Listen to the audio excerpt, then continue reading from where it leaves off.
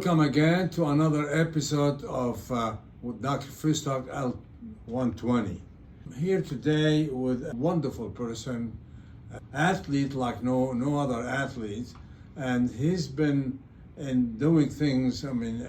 With his life. I'm going to read you very short excerpt from his bio, and if I were to read the whole thing, it'll take the whole day.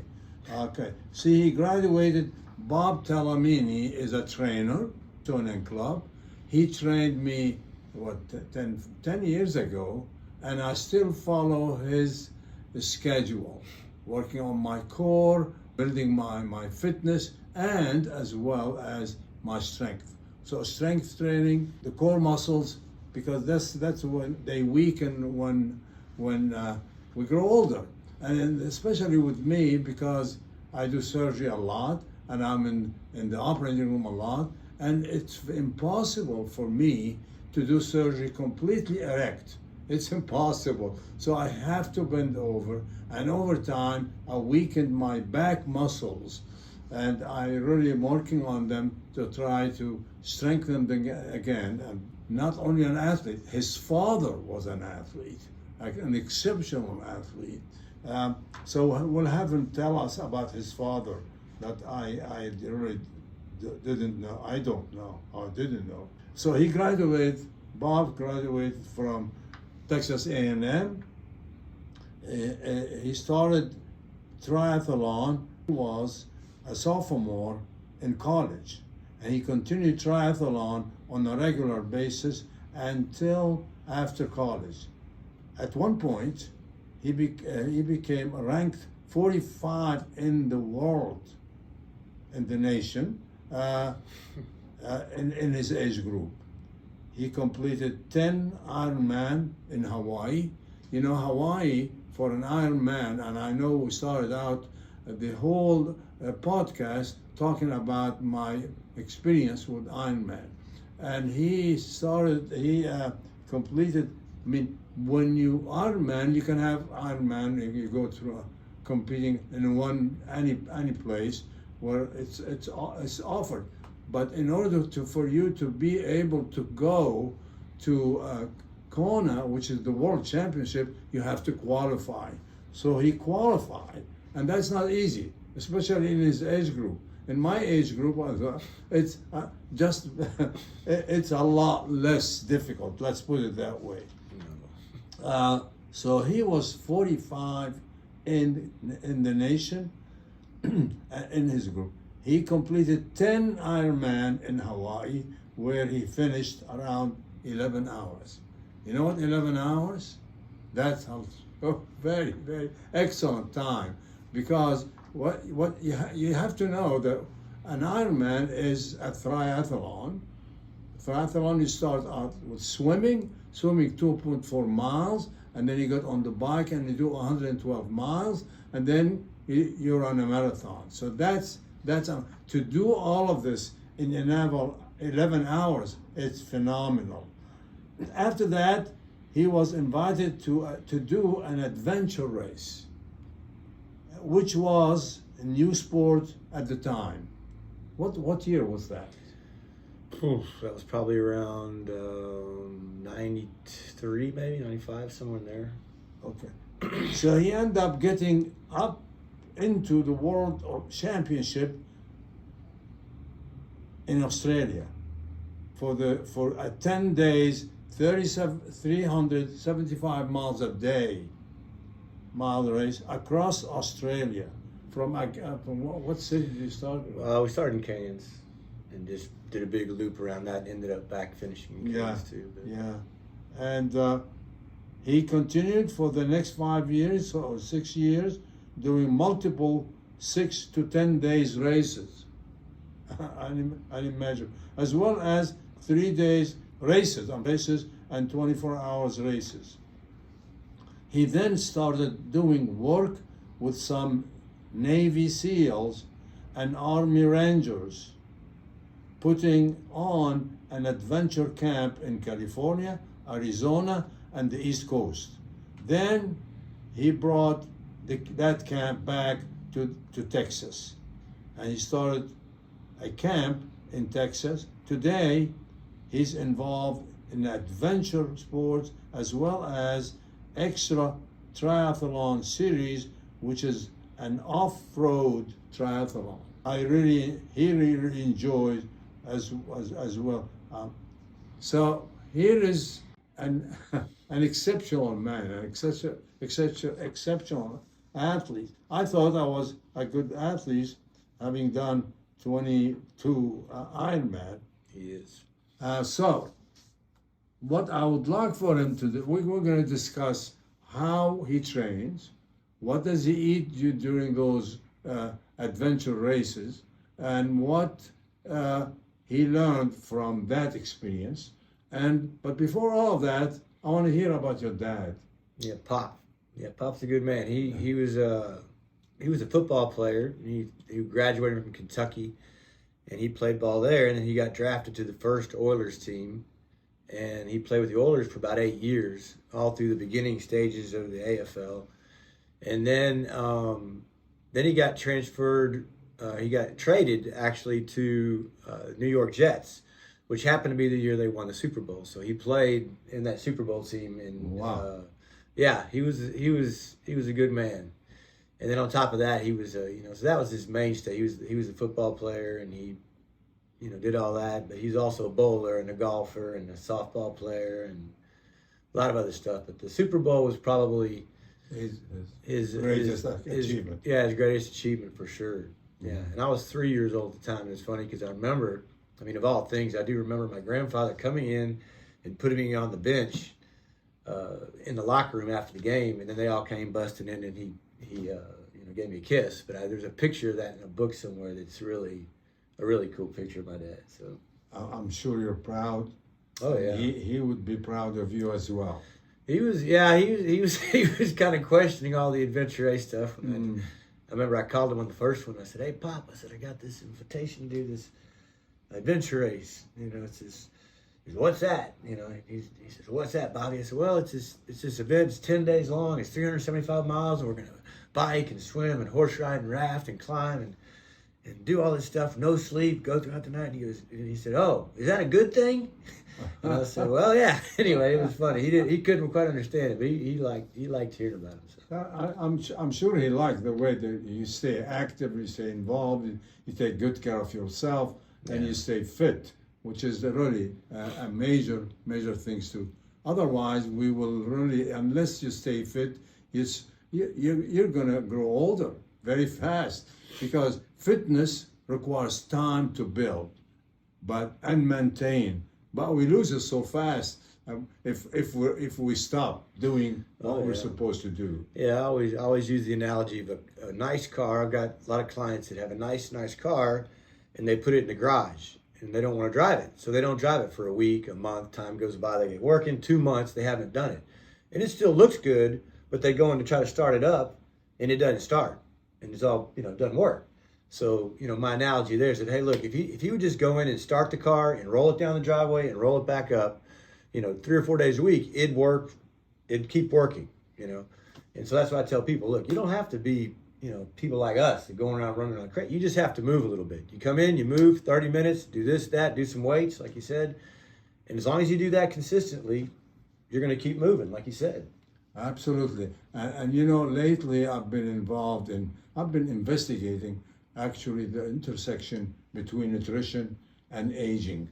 And as you know, we do age, but at the same time, we can now, with the advent, with the knowledge about epigenetic, we can really control our genes expressions. So if you have a family history of heart disease, for example, like my dad went to sleep early in his 70s, and he didn't wake up, and he had a massive heart attack in his sleep, and that's how he died. So I knew from the get-go what kind of genes I inherited from him, and so I started really looking into nutrition and aging, and now I give seminars on all of that. So great. Let's go back. It's very, now when it comes to eating and feeding yourself during those 10 days, 5 days, 4 days, 5 days, what is what is the major source of your calories? That's a good question. It depends. I mean, generally speaking, it's nuts and high calorie food that you can put, store in your pockets and all. I actually like the MREs. The military makes these MREs that last forever, and they come in these packs, and you can unzip them, and they're high calorie. And I would take a bunch of those, because the problem you have is that you got to carry everything. And so, I mean, I could carry all sorts of stuff I wanted to, but it really adds up. So you try to eat very little. I mean, you're in a calorie deficit, because I'm working, we're walking 24 hours a day, sometimes 2 days straight, whatever we're doing, we're not stopping. And so you burn a lot of calories, so you're going to be in a deficit. So now it's just a matter of, what can you do to kind of keep going so you don't bonk? And so it's bars, it's nuts, it's the MREs, which, I would take 2 or 3 or 4 of those on a leg, and we just eat those. We share, we open one, and we're all kind of sharing. The difference between triathloning and that, one of the biggest differences is there's teams. So it's 4 of us going out there, and either you're really, really good friends at the end of that, or you don't want to see them again in your life after that. That's kind of how that works, because when you're with somebody that long and you have to do so many things and you have to be on the same page, you got to have the right people. During an Ironman, I struggle because you spend an hour. My time is about an hour and 20 minutes in the swim part of the triathlon, and you come out from the water, you're already behind on everything, including drink, because you do swallow salt water. You can't help it, and you come out, and now you have really to get on the bike, and that is. And most people think the bike is the time to really eat. There are 2 schools of thoughts nowadays. We have a huge market for carbohydrate-based feeding during the one that you can really get into your stomach and get into your blood fast enough. So that's one way. There is now another school of thought about getting your body to use its own fat. As you know, most of us, even the thinnest one of us, even though if you have about 11% or 12% body fat, you still have a lot of fat you can access. But the problem is you cannot access that when you're relying on carbs. And carbs, where do you keep carb? And I understand when I was doing marathon, we have the night before, we have carbo loading. And it's carbo loading, the only place you can carbo load is the liver, and the liver has enough for 12 hours for the brain. Where else? But there is about 300, depending on how much muscle mass you have, about 300 grams you can store in the muscle, but the muscle will not give you that. They use that carb for ignition, for the ignition key like in an engine, whereby we have a lot of fat. So in order to access the fat, some people recommend, and I want your opinion, some people recommend that you lower the intake for 3 weeks before the event, lower the intake of carb down to 50 grams a day. And then you'll go and it becomes instead of glucose, your body create and makes ketones. And so the brain will start using ketone instead of the glucose, and the muscle will do the same. So I don't know. I've never been able to limit my carb to 50 grams, which is not much, as you know. And so we rely,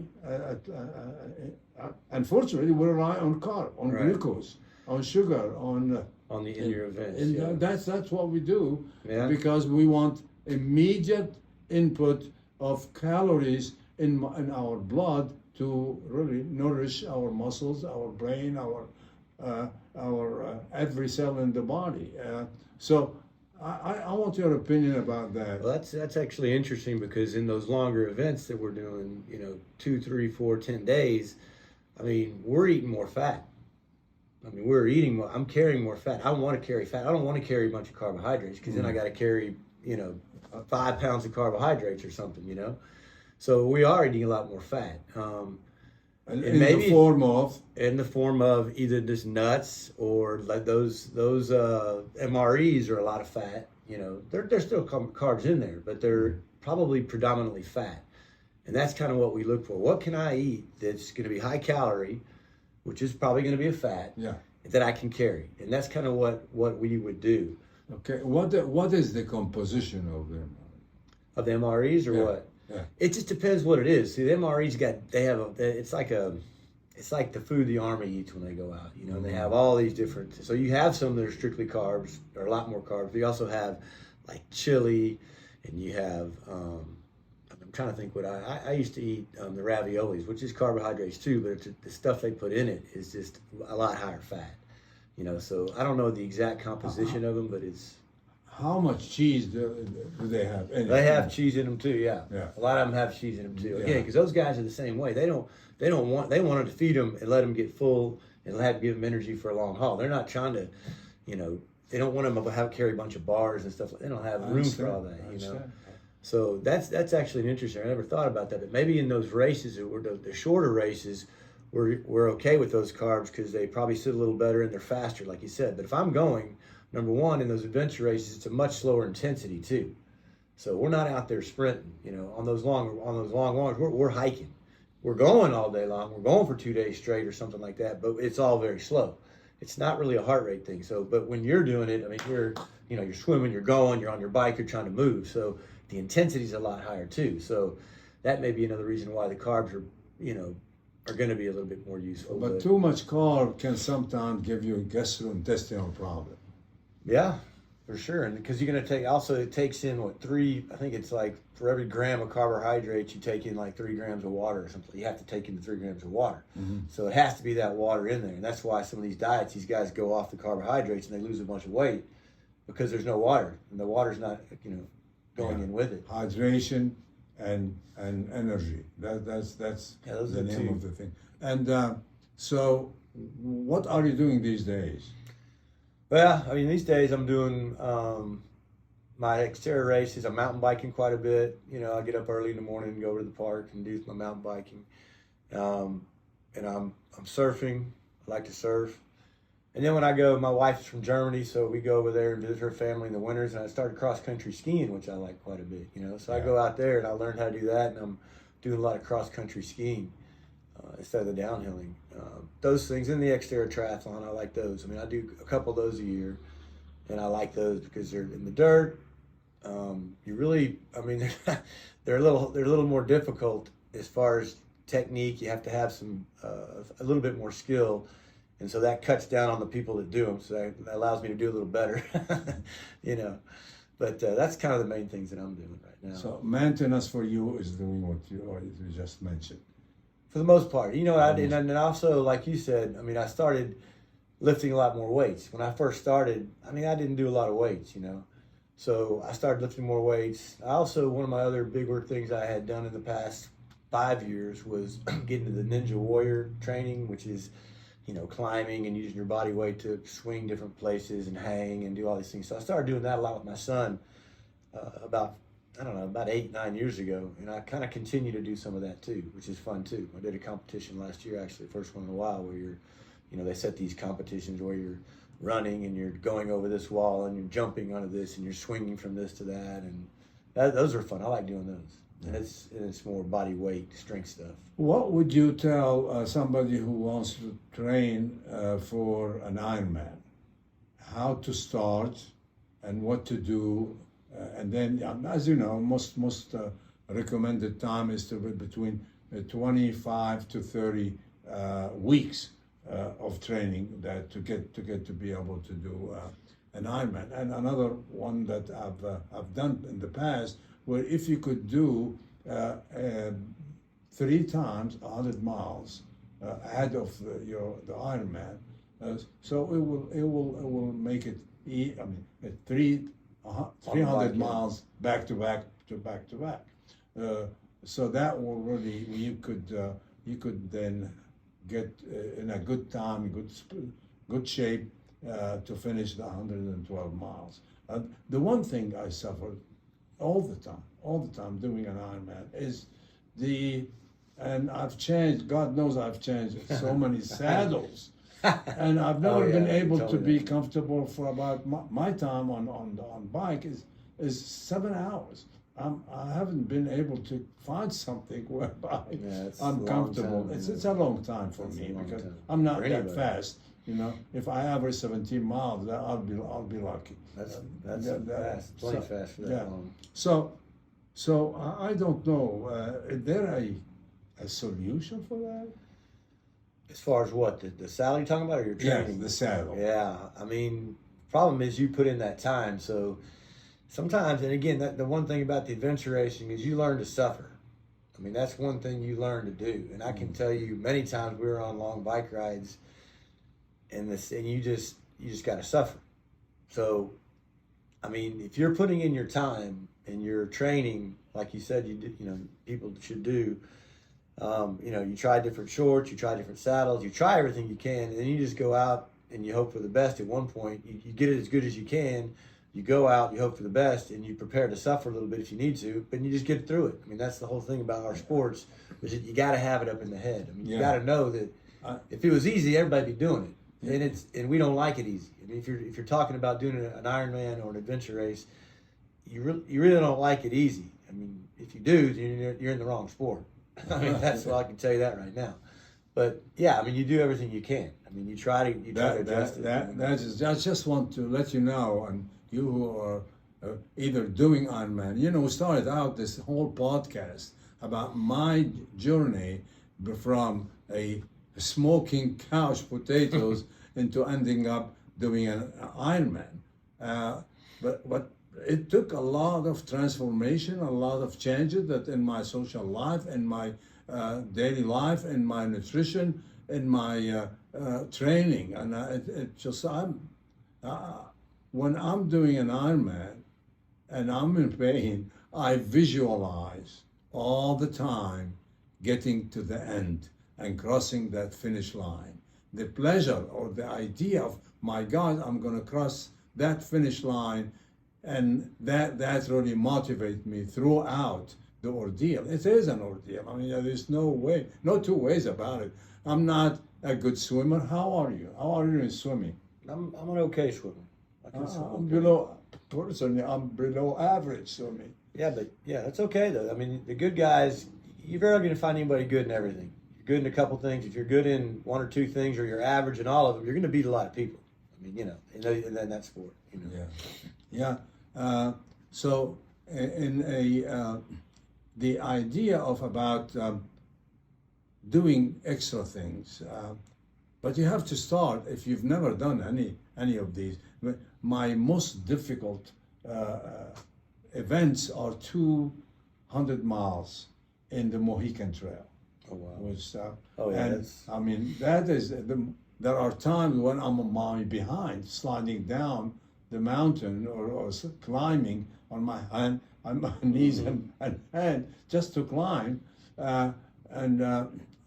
we start 100-mile run. You start very early on Saturday morning at 6 o'clock. It's still dark, and then you don't stop until my last one was I finished the next Sunday at 10:30 in the morning. So Saturday 6 o'clock in the morning, and then you go through the night. I mean, that is the most difficult things for me to go through. Just get that, and especially you're in the middle of nowhere. It's easy to get lost. When you have a couple of hundred people spread over 100 miles, you're basically alone. You're alone. You're basically alone. Except I don't do this without a partner, without somebody, a running mate, because otherwise you should. And we got lost a couple of times. I mean, and so we found our way, because all they have to they on the ground is an arrow made out of white powders, and so the wind will blow it away, and every 15 miles you're gonna get to an aid station where you could refuel and hydrate and go on. So that is one of the most difficult times, especially when you're deprived of sleep. Yeah. At 2 o'clock in the morning, Oh, yeah. and you have your headlight, you have your flashlight, and it's still very dark, and so you have to really find a way. The trails are very narrow; they're not that wide. So that is, I don't know. We've done 100, didn't you? Yeah, but the running, see, that's even harder than what I do. I mean, here's the difference between what you did and I did. Number one, you're running 200 miles straight. Okay, the longest we would probably run is 60 miles, maybe 40 miles. The other big difference is that we have teammates. Because you're right, when you're by yourself, I always did these things with teams of four, and I got kind of big in my britches one year, and I thought, you know what, I'm going to do this race by myself. I tried to do one race by myself, and man, that was the worst experience, because you get out there, and like you said, 2 days into it, you know, you're looking at the maps, because in adventure racing, you have a map, and you can go any way you want. I mean, the maps, you can go any way you want to go, but you got to figure it out. And so I'm looking at the map, and it's 2 a.m, and like I said, I haven't slept for a day and a half, and I'm, you know, not eating all right, and you're by yourself, and all of a sudden you're like, wow, now I know why I do it with people, you know.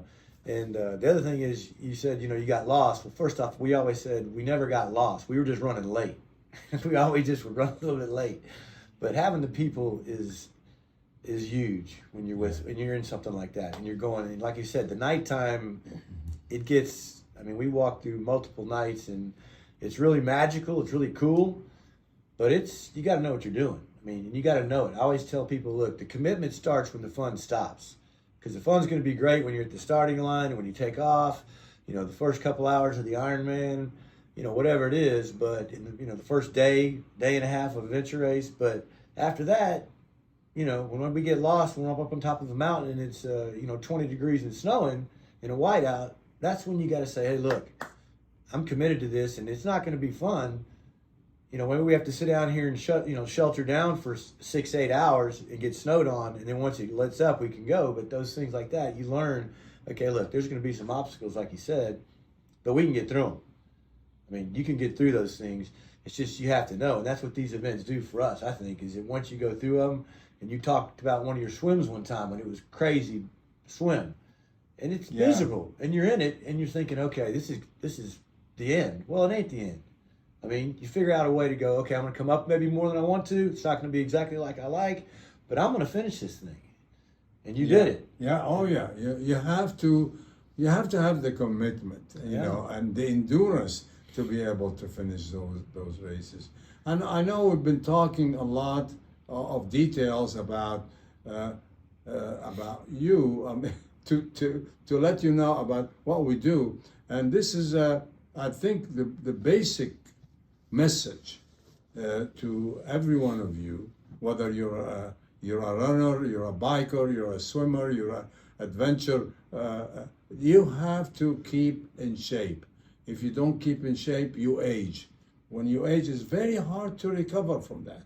Now, even now, if I take off for 3 weeks, it will be I will need 8 weeks to recover from 3 weeks of nothing. Yeah. Just to recover and get back on. So what our message to you is: be active, is build endurance, start slowly and build until you feel that you're up to it. And you know, I stopped doing marathons. I started doing marathons, and marathon, you run on a hard surface, and you pound the pavement with your feet, your ankles, your knees, and your back. And at one point in time, after having done, I don't know how many, I've done many of them in various places, I quit doing it. Somehow I was exposed to ultra run. Ultra run, you run on trail, you run on soft surface, and that is a more enjoyable. Ultra is not about speed. It's not about beating the clock. It's about enjoying the trip, the journey. I recall one day I was doing the Mohican, not the Mohican, I'm sorry, the Big Horn in Wyoming. Yeah. Have you done that? No. The Big Horn is, you climb the mountain and then you get to a point where you look at the expanse in front of you. You look at these wild flowers up to the horizon, and you just stop and enjoy the scenery and reflect. I'm more spiritual when I do those ultra. Yeah, for sure. It's most of them are 50 miles, either 50K or 50 miles, and that is, to me, it's the most enjoyable things, because you see things you're not going to see from a car. You're not going to see from an airplane. You're not going to see. So the only way you're going to see these sceneries, which we call God countries, that where you are out in that space and you're just smelling and breathing clean air, so that I enjoy the ultra a lot more. And every year I used to do 50 miles a day. A year. And now I do, because at one point in time my running mates got sick. He stopped doing it because he was sick, and he recovered. Thank God he recovered. He's back to normal. But without a running mate to help you through, you could fall. And I know it's possible, especially when you're climbing the mountain, going down the mountains, and to enjoy those ultra a lot more, and you don't damage your ankles and your knees or your back, which is a blessing, because there is a long, and it's not about speed. Forget about speed. You want to build stamina, you want to build endurance, you want to enjoy what you're doing. And even if it's a little bit painful. At one point in time, a couple of years ago, and I told you about it, I was doing an Ironman, and somehow somebody said, "Oh, you're leaning toward the left side." I said, "What?" I didn't think I was, but I look, and I really was leaning on my left side. Probably more likely than not, my core muscles were weaker on one side. And I had to struggle to finish that Ironman. It didn't happen to me afterward. So it was one experience whereby you question your sanity. You say, am I hurting myself? Am I going to end up with a permanent disability? You're really entertaining all of those bad thoughts. But once you cross that line, that finish line, especially in Kona, especially in Hawaii, because any other Ironman, you have maybe 50 yards or 75 yards of people cheering you up and helping you grow across the finish line. But in Kona, a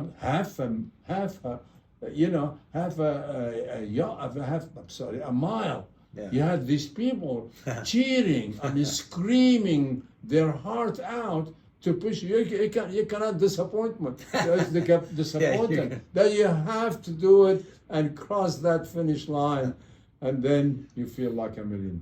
Yeah. That's right. Like you said, there's going to be obstacles when you're trying to get started. And, you almost have to look forward to the obstacles. I want obstacles. I want to go out when it's raining like crazy. I want to go out when it's 41 degrees and raining, Not every day, but you want to do that to see how you perform. But yeah, and you get through it. It's always, like you said, you get things, you're like, oh, this is the beginning of the end. And it's not. It's not. You take a step back, talk to somebody, figure it out, and then you're going to keep going. So yeah, he's right. Just keep moving. Find something fun. That's the other thing. You got to find something you like. If you don't like it, forget it. But if you have fun like he does, and he knows it's going to be tough, but he still likes it. So yeah, that's why you do it. And that's what keeps you doing it. Yeah. So we're gonna have another interview with Bob Talamini because we can learn a lot from Bob.